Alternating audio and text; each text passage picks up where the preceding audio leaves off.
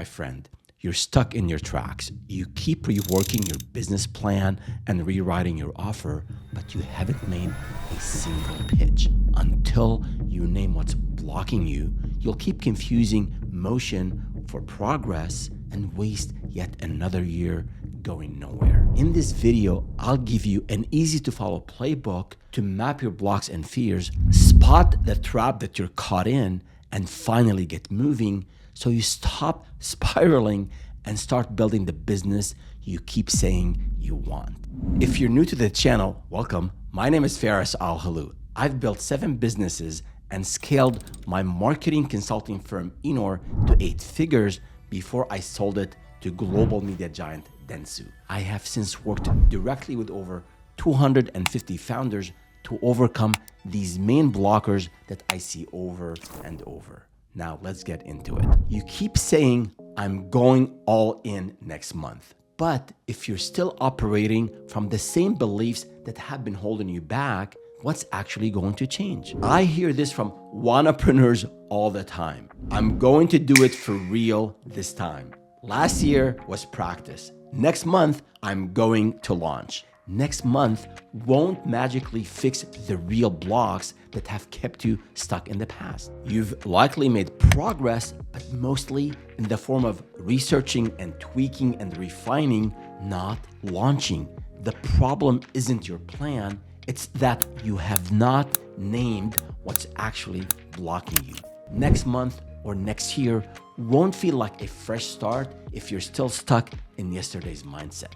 So let's talk about what's actually been keeping you stuck. The first invisible trap that looks like progress but quietly kills momentum. Trap number 1, overthinking as a form of avoidance. You tell yourself, just being strategic. But what if that endless prep is actually keeping you safe from taking risks? That is exactly what happened to me when I started my very first business after a painful layoff. My co-founder and I had zero background in sales. We spent weeks in his garage mapping out a 12-month growth plan, a 5-year strategic plan, and national marketing campaigns, all to avoid getting out of the garage and knocking on doors. I see this constantly from entrepreneurs.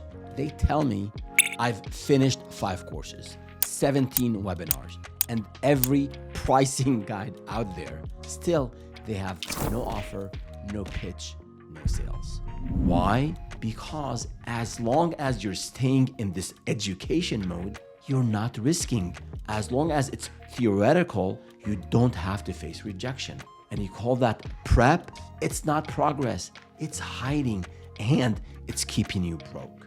Neuroscience shows our brains can get trapped in a worry loop, replaying the same fears on repeat. But the great news is you can actually train your brain, even in adulthood, to break that loop.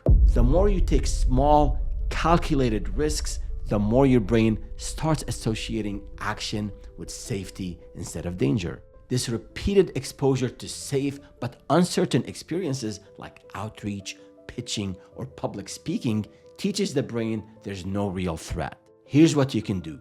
Here's what I really urge you to do. Take your half-baked offer and ship it. Send that offer to 10 people in your network this weekend. Actually, scratch that.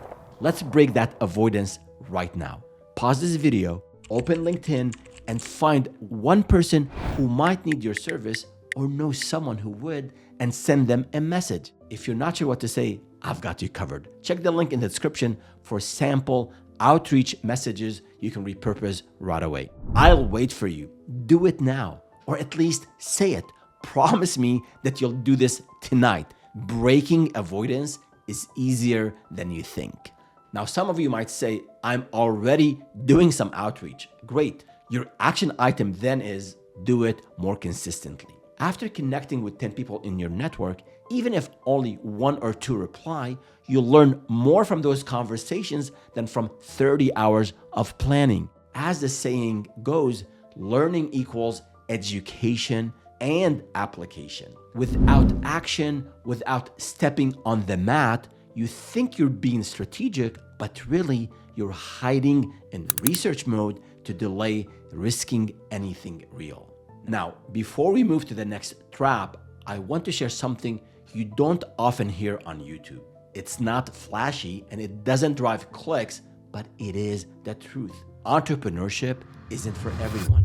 I'm not saying that to discourage you, but to be honest about what it really takes to succeed. You have to want it, to be willing to put in the effort, the resources, and yes, to take risks, calculated risks, and face your fears. And that's why I started this channel, to share no fluff advice from the trenches so you can reach your destination faster and with a little less gray hair by the time you get there. If you're ready, really ready, getting beyond these next blockers will move you forward. Which leads me to the next invisible trap. Trap number 2, self-doubt. You might think you're being realistic when you ask, am I expert enough? But is that question actually keeping you small?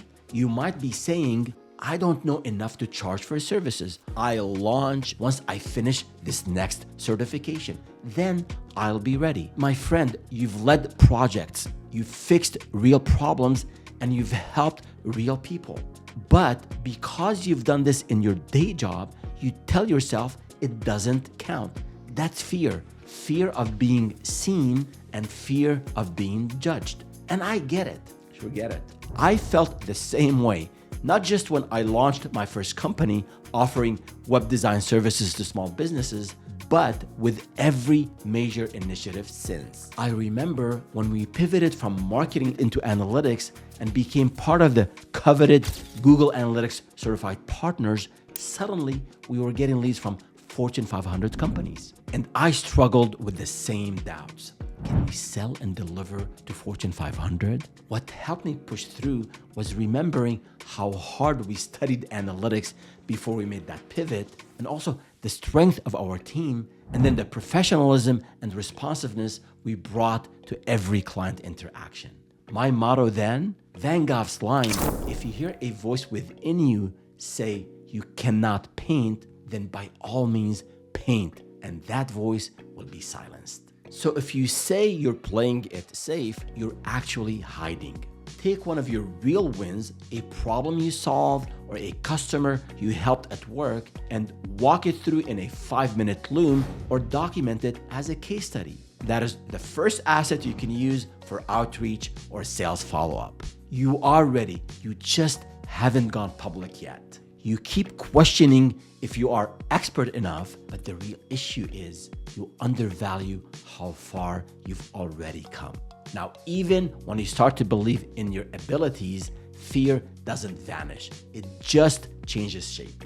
It starts calling itself responsibility, which brings me to the next blocker. Trap number 3, fear of loss masked as responsibility. You may feel noble putting your family first, but what if? What if that mindset is quietly keeping you broke? You're thinking, I can't risk anything right now. I've got a family to support. I'll wait until things are more stable.